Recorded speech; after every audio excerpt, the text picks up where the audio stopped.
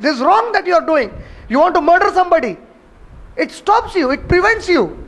It says, don't do that. That's a crime you are doing. That's a sin you are committing. When you are not waking up in the morning for Fajr Salah, and suppose by chance, I have to say by chance because most of us sleep even without the intention of waking up for Salah. So suppose by chance you are woken up at the time of Fajr and there is azan that you hear. Now you want to pull your blanket over you, or if it's summer, you still want to sleep. Even in that condition, when you are deeply asleep, there is a call from inside. It's azan, get up.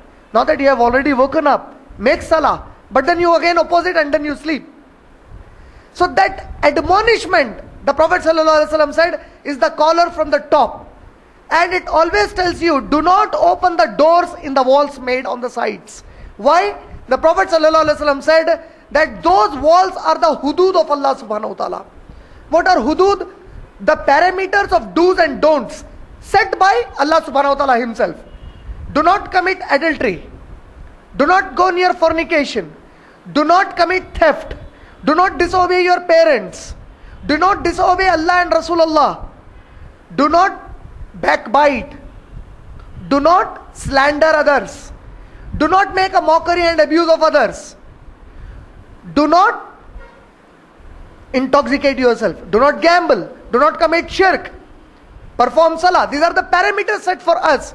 So the Prophet ﷺ said that those two walls that are constructed beside on the sides of the Sirat Mustaqim are the parameters of Allah subhanahu wa ta'ala set, are the limits, are the hududullah. And then the beloved Prophet ﷺ said that those doors there are the doors when you open them, you deviate away from Sirat Mustaqim and totally get misguided. For example, suppose when we are sleeping, according to a Sahih Hadith of Sahih al-Bukhari, the beloved Prophet ﷺ said, when a person does not wake up at the time of Fajr, when the azan is called by the muazzin, he does not wake up. So the Satan which is with him, the Satan which is along with us to deviate us, to misguide us always from the path of Allah subhanahu wa ta'ala, from the Sirat Mustaqim. That Satan, the Prophet ﷺ said, the Satan urinates in your ear and makes you sleep. Sahih al-Bukhari, the beloved Prophet ﷺ said, in the morning, when you hear the Fajr Salah and do not yet wake up, it is because there is the Satan with you that has been created by Allah subhanahu wa ta'ala. That Satan urinates in your ear and makes you sleep for a longer time. And what was that Sirat Mustaqim otherwise? To wake up and perform Fajr Salah. Now when you are in the normal times, you don't perform Salah even after listening to the Azan. That means you have opened the door near that wall and deviated away. And this is known as fasq. Fasq means to move away a little bit from the straight path. Suppose you are drawing a line without a scale. Now while you are drawing that line, suddenly while it was coming straight, suddenly it goes a little bit here and there.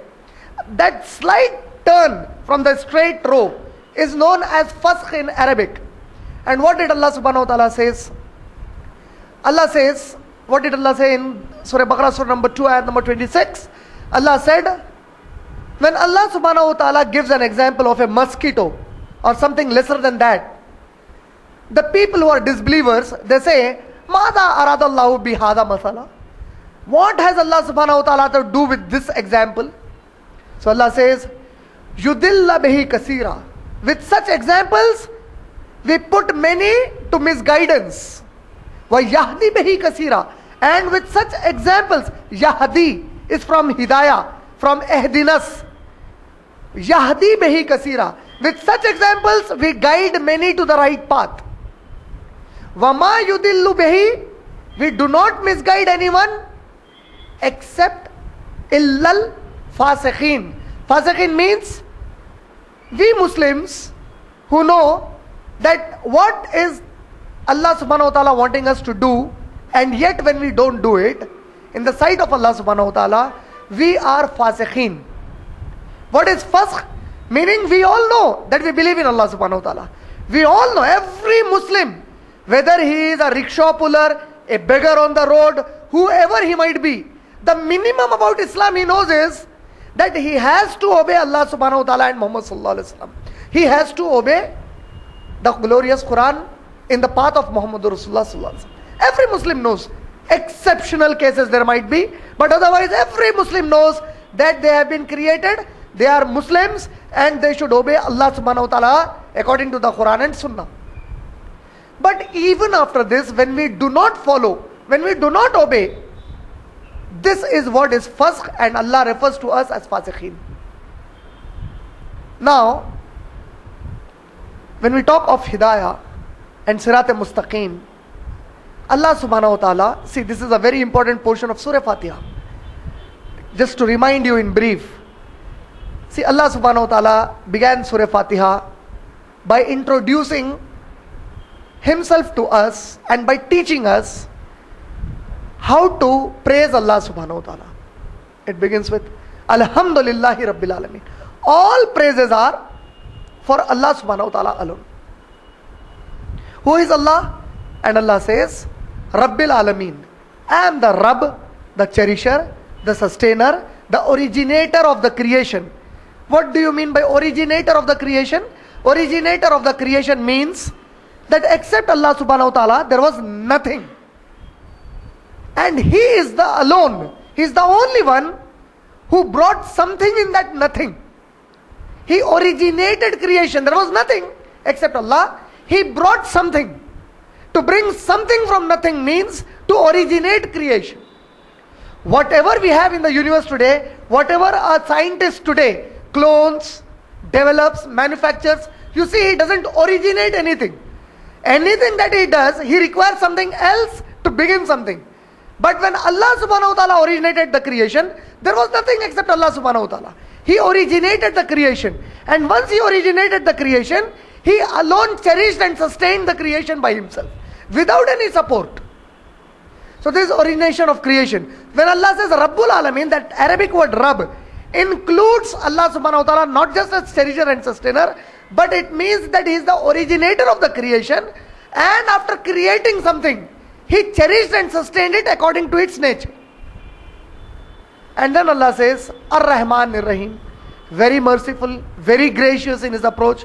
And Allah subhanahu wa ta'ala does not cherish His creation with anger. He does it with mercy and love, with affection to the creation. And then Allah subhanahu wa ta'ala reminded in Surah Fatiha, Maliki Yawmiddin.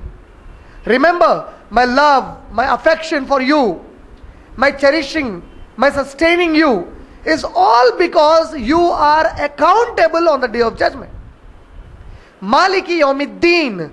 The Arabic word deen, it means a day of recompensation, where you will be recompensed your accounts, your deeds. Whatever you did, you will be repaid for it. So Maliki Yawmiddin. And then Allah says, now that you have received an introduction from me about myself, so therefore Iyyaka na'budu wa Iyyaka nasta'in. Therefore do not worship anyone except Allah subhanahu wa ta'ala, except me, and do not seek help from anyone except me. And in my previous durus I mentioned that nasta'in does not mean madad. Madad is a small form of nasta'in. Isti'ana. What does exactly nasta'in mean? Nasta'in actually means the help that you take with perfect belief that you will receive the help.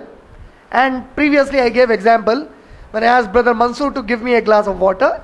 When he was giving that glass of water, I told in my dars, there is no confidence, 100% assurance that I will live till I drink that water. Might be by the time Br.Mansoor handles the glass of water to me,